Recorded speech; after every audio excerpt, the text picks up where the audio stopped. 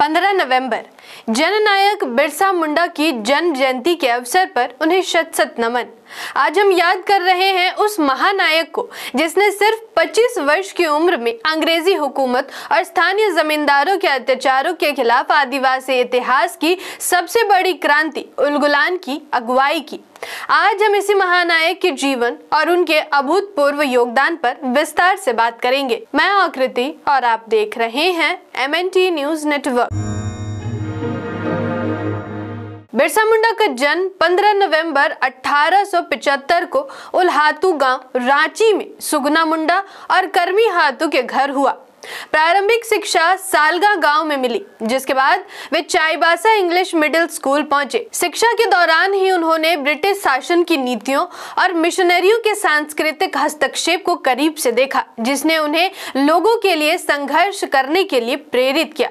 British शासकों और स्थानीय जमींदारों, जिन्हें मुंडा समाज सेठ जी भटजी कहता था, कि अत्याचारी नीतियों ने बिरसा के मन में विद्रोह की चिंगारी जला दी। दीकू यानी विदेशी शासकों द्वारा जमीन छीनने, जबरन मजदूरी कराना और आदिवासियों को सामाजिक आर्थिक रूप से तोड़ने की कोशिशें बिरसा को भीतर तक झकझोर देती थी। बिरसा मुंडा एक ऐसे नायक थे जिन्होंने खुलेआम घोषणा की, इस धरती पर विद्रोह की पृष्ठभूमि पहले से तैयार थी।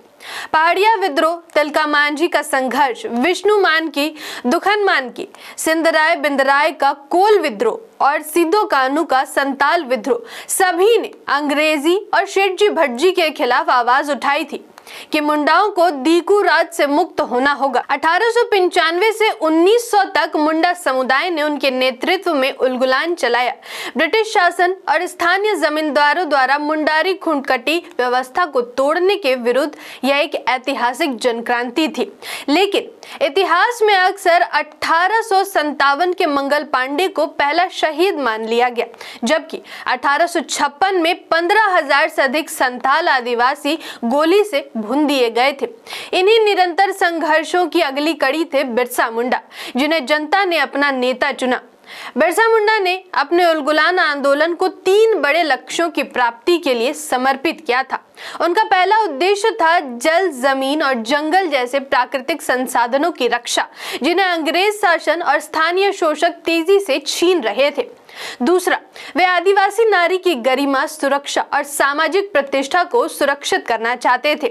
तीसरा और सबसे महत्वपूर्ण, वे मूल निवासी धर्म, संस्कृति और पारंपरिक पहचान की मर्यादा को बचाए रखना चाहते थे। बिरसा मुंडा को 24 अगस्त 1995 को पुलिस अधीक्षक GRK मेयर्स के नेतृत्व में चलकद से गिरफ्तार किया गया और 19 नवंबर 1895 को 2 वर्षों के सश्रम कारावास की सजा मिली। 23 नवंबर 1897 को उनकी रिहाई हुई, लेकिन उसी दौरान रांची में भयंकर अकाल, हैजा और फसल खराबी ने आदिवासी समाज को भारी संकट में डाल दिया। इन कठिन परिस्थितियों में ना तो अंग्रेज सरकार ने कोई सहारा दिया और न ही स्थानीय जमींदार या साहूकारों ने राहत दी, बल्कि उन्होंने शोषण को और बढ़ा दिया। इन गंभीर परिस्थितियों ने बिरसा मुंडा को एक बार फिर विद्रोह का रास्ता चुनने पर मजबूर कर दिया। वे जंगलों में रहकर आंदोलन का नेतृत्व करते रहे, जबकि उनके सैकड़ों साथी गिरफ्तार कर लिए गए। 9 जनवरी 1900 को खूंटी के डोंबारी बुरु में अंग्रेजी हुकूमत के खिलाफ संघर्ष चरम पर पहुंच गया, जहां पहाड़ आदिवासी शहीदों के खून से लाल हो उठा। इस दौरान साइल रकब डोंबारी पहाड़ पर रांची के जिलाधीश स्ट्रीट फील्ड के नेतृत्व में अंग्रेज सैनिकों ने उलगुलान के नायकों को चारों ओर से घेर लिया। जिलाधीश स्ट्रीट फील्ड बार बार मुंडा आंदोलनकारियों से बिरसा मुंडा को सौंपने का दबाव डाल रहे थे, लेकिन नायकों ने घुटने नहीं टेके और अंग्रेजों की गोलियों की धमकियों के बावजूद बिरसा को सरकार के हाथ सौंपने से साफ साफ इनकार कर दिया।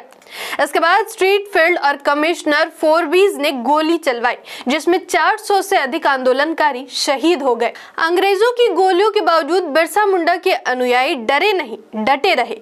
घायल होकर भी उन्होंने घुटने नहीं टेके। डोंबारी पहाड़ खून से लाल हो चुका था और तसदा नदी का पानी भी लाल हो गया। जब बिरसा को खोजने सैनिक आए, तब उनके विश्वस्त गया मुंडा की पत्नी माकी मुंडा ने एक हाथ में बच्चा और दूसरे हाथ में टांगी थामे जब सैनिकों ने उनसे पूछा कि तुम कौन हो, तब माकी ने गरजते हुए कहा कि तुम कौन होते हो मेरे ही घर में पूछने वाले कि मैं कौन हूँ। 3 फरवरी 1900 की रात चाईबासा के जंगलों से बिरसा को सोते हुए पकड़ लिया गया। 500 रुपए के इनाम के लालच में 7 ग्रामीणों ने उन्हें खाट में बांधकर अंग्रेजों को सौंप दिया। झूठे मुकदमे में उनकी वकालत व्यर्थ रही और उन्हें रांची जेल में रखा गया, जहां 9 जून 1900 को उनकी मृत्यु हुई। आज वे भौतिक रूप से हमारे बीच नहीं है, लेकिन मूल निवासी बहुजन समाज में भगवान बिरसा और धरती आबा के रूप में आज भी वे पूजनीय हैं। बिरसा मुंडा के आंदोलन ने आदिवासियों को यह एहसास कराया कि जल, जंगल और जमीन की रक्षा जरूरी है, जिसका परिणाम CNT एक्ट में दिखा, जिसमें आदिवासी जमीन को गैर आदिवासियों से सुरक्षित रखने का प्रावधान किया गया। आज जब झारखंड की जमीन पर देशी विदेशी कंपनियां कब्जा करने पर लगी हुई है और भोजन, पानी, स्वास्थ्य और शिक्षा जैसी मूलभूत सुविधाओं को मुनाफे का साधन बनाया जा रहा है, तब शहीदों के इतिहास को आगे बढ़ाने की जिम्मेदारी मूल निवासी बहुजन समाज की है। बिरसा मुंडा ने उस समय जब समाज अशिक्षित और सुविधाओं से वंचित था, महसूस किया कि आदिवासियों को अपना समाज, गांव, जंगल और भूमि चाहिए। उन्होंने झारखंड की धरती, नदियां और पहाड़ अपने घर और संस्कृति का प्रतीक मानते हुए इसकी रक्षा को सर्वोच्च कर्तव्य माना। आपको ये विश्लेषण कैसा लगा, हमें कमेंट बॉक्स में जरूर बताएं। जोहार, जय भीम, जय मूल निवासी, जय संविधान, जय भारत। MNT न्यूज नेटवर्क को सब्सक्राइब करें, लाइक और फॉलो करना ना भूलें। साथ ही बेल आइकॉन दबाकर जन जागृति की मुहिम में जुड़े रहें।